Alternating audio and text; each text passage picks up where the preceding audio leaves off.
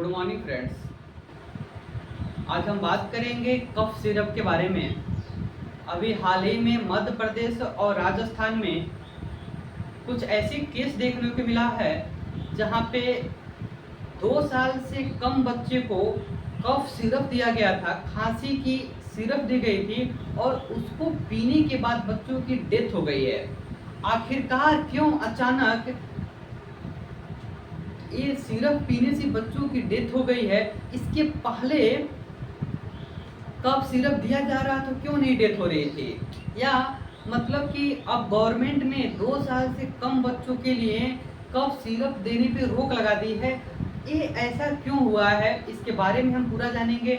हम जानेंगे कि उस कफ सिरप में क्या था। सबसे पहले हम आपको बता दें कि जो छोटे बच्चे होते हैं, जो लगभग 1 साल के, 2 साल के या लगभग 15-18 मंथ के जो बच्चे होते हैं, वो बच्चों में भी डेवलपमेंट चलता है। डेवलपमेंट मतलब क्या है कि उनकी जो वाइटल आर्गन होती है वो पूर्ण रूप से या पूरे तरीके से डेवलप नहीं होता है। मतलब कि उनकी किडनी पूरे तरीके से विकसित नहीं होती है, उनकी लीवर पूरे तरीके से विकसित नहीं होती है, या उनकी मतलब कि और वाइटल आर्गन है पूरी तरीके से डेवलप नहीं होते हैं। मतलब कि डेवलप में मतलब कुछ जो एंजाइम जो पाए जाना चाहिए, तो उस तरीके से, जिस तरीके से एडल्ट में जो जो एंजाइम अवेलेबल होते हैं वो सब चीज़ें नहीं मिलती हैं। तो अभी धीरे धीरे विकास उसमें चलता रहता है। अब कफ सिरप जो है, वो कफ सिरप में क्या हुआ कि जो कफ सिरप बच्चों को दिया गया था, उस कफ सिरप में डाई इथाइलिन ग्लाइकॉल था। क्या था? Diethylene glycol. देखिएगा, डाई इथाइलिन ग्लाइकॉल एक कफ सिरप में देखने को मिला। एक कफ सिरप कौन सा था? कोल्ड्रिफ्ट नाम का एक कफ सिरप था।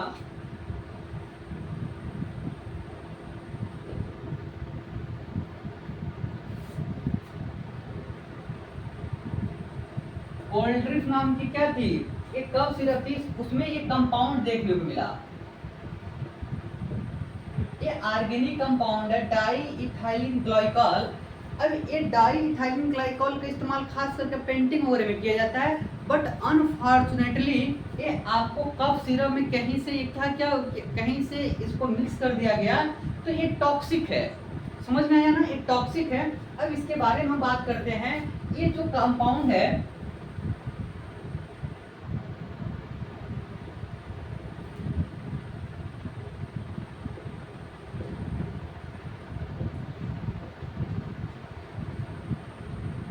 ये डाई इथाइलिन ग्लाइकॉल है। देखिएगा, ये ऑर्गेनिक जो कंपाउंड है, ये ऑर्गेनिक कंपाउंड वाटर सॉल्युबल है। कैसा है? वाटर सॉल्युबल है। मतलब कि 2 प्रकार की सॉल्युबिलिटी देखने को मिलती है, एक फैट सॉल्युबल, एक वाटर सॉल्युबल। ये वाटर सॉल्युबल है। जैसे ही ओरली हम माउथ के थ्रू इस कफ सिरप को इनटेक करेंगे, तो हमारी पेट से होती है, हमारी स्टोमस के थ्रू हमारी आंतों में आकर इसकी एब्जॉर्प्शन होगी। जब आंत में इसकी एब्जॉर्प्शन होगी, तो आंत के थ्रू क्या होगी, ये कहाँ पे जाएगी? हमारी ब्लड स्ट्रीम में आएगी। मतलब कि जैसे ये ब्लड स्ट्रीम में आएगा, तो ब्लड स्ट्रीम से सर्कुलेट करेगा हमारी किडनी के पास, हमारी लीवर के पास, हमारी ब्रेन के पास, हमारी हार्ट के पास, हमारी लंग्स के पास।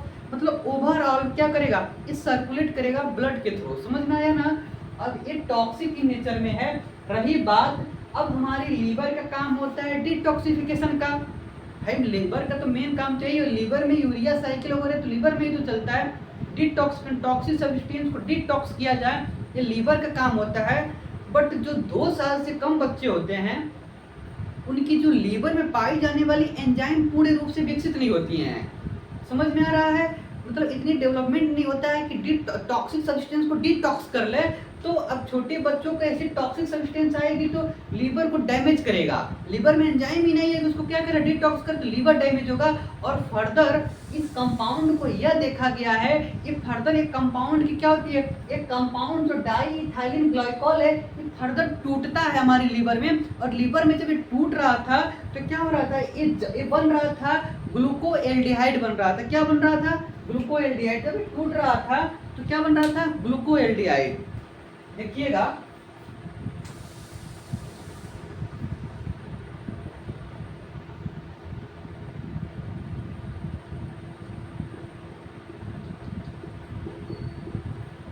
एक ग्लूकोएल्डिहाइड बना रहा है, क्या बना रहा है?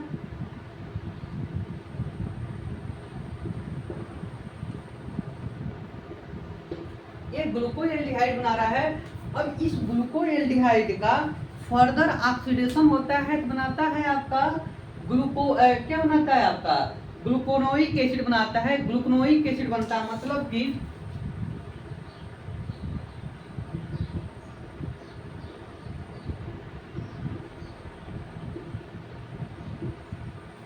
ये बनाता है एक ग्लूकोनोइक एसिड बन रहा है, समझिएगा बात को। और फर्दर इसकी क्या होती है, फर्दर इसकी ऑक्सीडेशन हो रही है।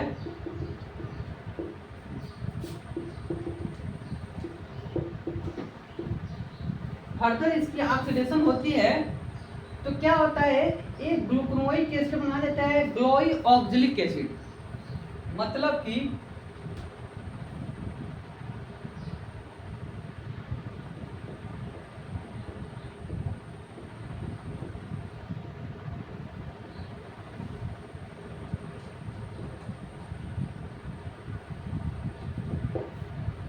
अब ये बना देता है, देखिएगा ये बना, ये कंपाउंड जो बना है एक ग्लूकोएल्डिहाइड से इसकी ऑक्सीडेशन हुई तो ग्लूकोनोइक एसिड बनती है। अब एक ग्लूकोनोइक एसिड की फर्दर ऑक्सीडेशन होकर ग्लोई ऑक्जेलिक एसिड बनाती है। ये जो होता है ये टॉक्सिक इन नेचर में होता है, मतलब ये फ्री रेडिकल फॉर्म करता है। अब ये फ्री रेडिकल के टॉक्सिक इन नेचर होता है। और फर्दर ये देखा गया है कि ये जो होता है, ये जो कंपाउंड है, ये जो कंपाउंड है ग्लोई ऑक्जेलिक एसिड, ये हमारी ब्लड स्ट्रीम से सर्कुलेट करते हुए हमारे ब्रेन के पास भी पहुंचता है। और समझिएगा ये ब्रेन के पास तो पहुंचेगा ही, साथ में जब ये सब एसिड बन रहा है, ग्लूकोनोइक एसिड बन रहा है, ग्लोई ऑक्जेलिक एसिड बन रहा है, तो इससे क्या होता है, एसिडोसिस की काज करती है। मतलब कि हमारी जो ब्लड का जो पीएच है 7.4 के पीएच के आसपास जो हमारी ब्लड की पीएच है उस पीएच को चेंज करता है। मतलब कि पीएच को और कम करता है। जब पीएच घटेगा तो हमारी ओवरऑल जो एंजाइमेटिक फंक्शन वो डिस्टर्ब होगा, मतलब हमारी मेटाबॉलिज्म डिस्टर्ब होगी। समझ में आया ना? क्योंकि बॉडी को काम करने के लिए, एंजाइम को काम करने के लिए स्पेसिफिक टेम्परेचर चाहिए, स्पेसिफिक कंसंट्रेशन चाहिए, स्पेसिफिक पीएच चाहिए।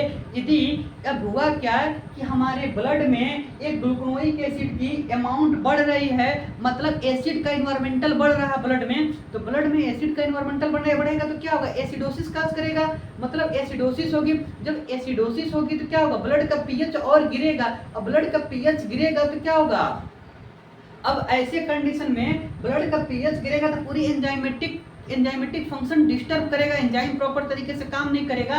और तो और क्या करता है, ये ग्लूकोनोइक एसिड है जो हमारी ऐसे ये क्या करेगा, ये सर्कुलेट करके हमारी ब्रेन तक जब पहुंचता है तो हमारी जो ब्रेन में BBB है, ट्रिपल बी, समझिएगा बात को, जो ट्रिपल बी है blood brain barrier, blood brain barrier है जो प्रोटेक्ट करता है ऐसे इन्फेक्शन से, फॉरेनर्स बॉडी से, या डिफरेंट टाइप्स के मैक्रोमॉलिक्यूल्स जो हमें प्रोटेक्ट करता है, जो सेलेक्टिव परमिएबल इन नेचर का है, उसकी परमिएबिलिटी को इंक्रीज कर देता है। मेरी बात को समझ में आया? हम यह कह रहे हैं कि ये डाई इथाइलिन ग्लाइकॉल है, ये क्या होता है, ये टूटता है तो ग्लूकोनोइक एसिड बनाता है, और ग्लूकोनोइक एसिड बनने की वजह से हमारी क्या होती है, पीएच की कंसंट्रेशन गिर जाता है, मतलब कि एसिडिक एनवायरमेंटल आ जाता है। अब एसिडोसिस काज करता है और धीरे धीरे सर्कुलेट करके हमारी ब्रेन तक भी पहुंचता है। भाई ब्लड स्ट्रीम के थ्रू तो ब्लड में पहुंचेगा, ब्रेन में पहुंचेगा। जब ये ब्रेन में पहुंचता है तो क्या करता है, हमारी जो ब्लड ब्रेन बैरियर है उसकी परमिएबिलिटी को चेंज कर देता है, समझ, उसको मोर परमिएबल कर देता है। मतलब कि अब हुआ क्या कि ये जो है, ये ब्लड ब्रेन बैरियर के थ्रू क्या होता है, ग्लूकोनोइक एसिड क्या करता है, अंदर इन आता है। मतलब कि हमारी जो सेरेब्रम पेरेन्काइमा, जो पेरेन्काइमल सेल्स पाई जा रही है हमारी ब्रेन में, उसके पास ये पहुंचता है और क्या कर देता है, जो हमारी ब्रेन की जो सेल है उस ब्रेन के सेल को क्या करता है, उस ब्रेन के सेल में, अब देखिएगा कि मान लीजिए हमारी कोई ब्रेन है, उस ब्रेन में जो सेल पाई जा रही है, और सेल के पास क्या होती है, सेल के पास माइटोकॉन्ड्रिया है, सभी सेल के पास क्या होती है, माइटोकॉन्ड्रिया होती है। अब इसके पास क्या है, अब सेल के पास माइटोकॉन्ड्रिया है, तो माइटोकॉन्ड्रिया में क्या होती है, यहाँ पे आपको पता है क्रेब्स साइकिल वगैरह में माइटोकॉन्ड्रिया में क्रेब्स साइकिल चलती है। अब ये क्रेब्स साइकिल में होता क्या है कि जो NADH वगैरह बन रहा था, जो FADH वगैरह बनता है, जो इनडायरेक्ट फॉर्म ऑफ ATP है, उसको क्या करता है, रिस्ट्रिक्शन करता है, उसको रोक देता है। मतलब कि ये NADH वगैरह के बनने को, प्रक्रिया को इनहिबिट कर देता है। जब NADH नहीं बनेगा तो बताइएगा ATP में कन्वर्ट नहीं होगा। मतलब कि अब ATP बनेगा नहीं तो क्या होगा, अब ATP वाली फंक्शन नहीं होगी तो बताइएगा, अब ATP काम नहीं करेगा, ATP बनेगा नहीं तो हमारी सेल में क्या चलता है, सोडियम और पोटेशियम पंप चलते हैं। और भी ATP का काम होता है, तो सोडियम पोटेशियम पंप नहीं काम करेगा। जब सोडियम पोटेशियम पंप नहीं काम करेगा तो ब्रेन को स्टिमुलस नहीं मिलेगा, एक्शन पोटेंशियल जनरेट नहीं होगा। ये सब फंक्शन जब नहीं होंगे तो फिर क्या होगा, मतलब धीरे धीरे वहाँ के क्या हो जाएंगे, जो अब क्या होगा, एक्शन पोटेंशियल नहीं मिलेगा, मतलब बाहर की स्टिमुलस को ऑब्जर्व नहीं करेगा तो ब्रेन में क्या होगा, शॉक लगेगा, आने आपको दौड़ा बहुत आएगा, कन्वल्यूशन आने लगेगी, आप बार बार बेहोशी टाइप होने लगोगे। ये सब कंडीशन आपको देखने को मिलेगा, क्योंकि ओवरऑल हमारी जो सेल की, जो हमारी ब्रेन की जो फंक्शन, उसको कौन डिस्टर्ब किया है, ये ग्लूकोनोइक एसिड ने डिस्टर्ब किया है। समझ में आ रहा है कैसे। और एसिडोसिस की कार्य करता है, जब ब्लड की पीएच में एसिड की इन्वायरमेंट ज्यादा बढ़ेगी तो हाइपोक्सिया की कंडीशन आएगी लगेगी, आपको दम घुटने लगेगा, आपको सांस फूलने लगेगा, आप बेचैनी महसूस करोगे, मतलब ऐसे कंडीशन आने लगेगा आपको। तो एक और चीज काज कर रही थी। और दूसरी बात इसको समझिएगा, अभी हमने आपको बताया कि ग्लोरी ऑक्जेलिक एसिड बनती है, ग्लोरी ऑक्जेलिक एसिड बनती है ना, तो ये होता क्या है, ये फर्दर ये भी कन्वर्ट हो जाता है आपका किसमें, ऑक्जेलिक एसिड में। ये क्या बनाया आपको, ऑक्जेलिक एसिड बना रही है। और समझिएगा मेरी बात को, ये ऑक्जेलिक एसिड बनना तो ठीक बात है, बट ये ऑक्जेलिक एसिड ना फर्दर कन्वर्ट हो जाता है किसमें, ऑक्जेलेट में। किसमें कन्वर्ट हो जाता है, ऑक्जेलेट में। अब देखिएगा, ये ऑक्जेलिक एसिड फर्दर कन्वर्ट हो जाता है ऑक्जेलेट में। अब ये ऑक्जेलेट है जो हमारी गॉल ब्लैडर में स्टोन देखने को मिलता है, या हमारी जो किडनी में ऑक्जेलेट देखने को मिलता है, वो क्या है, जो स्टोन देखने को मिलता है, जो पत्थरी देखने को मिलती है, ये क्रिस्टल जो फॉर्म होता है वो ऑक्जेलेट से होता है। वो ऑक्जेलिक एसिड से क्या बनता है, ऑक्जेलेट बनता है। तो ये क्या कर देता है, ये ऑक्जेलिक एसिड फर्दर ऑक्जेलेट बना देता है। तो अब जैसे ही ऑक्जेलेट बनेगा, ऐसे ही हमारी किडनी को ये डैमेज करेगा। समझ में आ रहा है, हमारी किडनी को डैमेज करेगा, हमारी जो नेफ्रॉन है, हमारी ट्यूबुलर है, उसको क्या करेगा, उसको नेक्रोसिस करवाएगा। जो इसमें जो वहाँ पे जहाँ से मतलब यूरिन का फ्लो होना चाहिए, वहाँ उसको ब्लॉकेज कर देगा। समझ में आ रहा है, वहाँ पे छोटे छोटे क्रिस्टल बनना चालू हो जाएंगे, तो वहाँ पे ब्लड की सर्कुलेशन भी प्रॉपर तरीके से नहीं होगा किडनी में। जब ब्लड की प्रॉपर तरीके से किडनी में सर्कुलेशन नहीं होगा तो किडनी की भी जो नेफ्रॉन है वो भी डैमेज होंगे। मतलब कि ये नेक्रोसिस हमारा किडनी को भी करवाया। समझ में आ रहा है। और भी वाइटल आर्गन को क्या करते हैं, ऑक्जेलेट डैमेज करते हैं। मतलब कि आपकी क्या होगी, आपके किडनी में यूरिन का फ्लो कम हो जाएगा, क्रिएटिन की अमाउंट बढ़ जाएगी, यूरिया अब क्या होगा, और लीवर की जो फंक्शन है वो डैमेज होगा। तो यूरिया साइकिल प्रॉपर तरीके से नहीं होगी तो ब्लड में क्या होगी, यूरिक एसिड बढ़ जाएगा। तो पूरी ओवरऑल क्या होता है, ये हमारी वाइटल आर्गन है, जो लीवर हुआ, किडनी हुआ, उसको डैमेज कर रही हैं। और ये जो ग्लूकोनोइक एसिड है, अब ग्लूकोनोइक एसिड करता क्या है, हमारी जो ब्लड ब्रेन बैरियर की परमेबिलिटी को इंक्रीज कर दे रहा है। ब्लड ब्रेन बैरियर की जब परमेबिलिटी इंक्रीज करती है तो ये हमारी पेरेन्काइमा है, हमारी सेरिब्रम पेरेन्काइमा है, जो हमारी ब्रेन की जो सेल्स हैं उसके पास ही आता है और क्या करता है, वहाँ पे जो NADH वगैरह बन रहा था उसको क्या करता है, इनहिबिट कर देता है, जिससे ATP बनता नहीं, तो सोडियम पोटेशियम पंप काम नहीं करती है। ये भी बात आई। और हमारी ब्रेन स्टेम को भी अफेक्ट करता है, क्योंकि ब्रेन का ही तो पार्ट हमारा क्या है, मेडुला ऑब्लंगेटा है। अब देखिएगा मेडुला ऑब्लोंगेटा क्या काम करता है, रिस्पायरेटरी सेंटर का काम करता है, वो रिस्पायरेशन को कंट्रोल करता है। हम सांस लेते हैं सांस छोड़ते हैं, मेडुला ऑब्लोंगेटा कवर करता है। अब हमारी ब्रेन में हमारी ये जब ग्लूकोनोइक एसिड बढ़ रहा है तो हमारी ब्रेन स्टेम को भी इफेक्ट कर रहा है, तो हम सांस नहीं ले पाएंगे, हमें हाइपोक्सिया की कंडीशन आएगी, दम घुटने लगने लगेगा। और ऐसे करते करते क्या होगा, ओवरऑल कंजेशन देखने को मिलेगा। कहाँ पे, लंग, हमारी लंग्स में देखने को मिलेगा। तो और धीरे धीरे जब कंजेशन हमारी लंग्स में देखने को मिलेगा, मतलब जब हमारी लंग्स प्रॉपर तरीके से ब्लड को, ऑक्सीजनेटेड ब्लड को हमारी लेफ्ट आर्टियम तक नहीं भेज पाएंगी, चीजें बढ़िया प्रॉपर तरीके से नहीं हो पाएगा, तो हमारी हार्ट क्या हो जाएगी, फेल कर जाएगा। मतलब कि कंजेस्टिव हार्ट फेलियर का कंडीशन देखने को मिलेगा।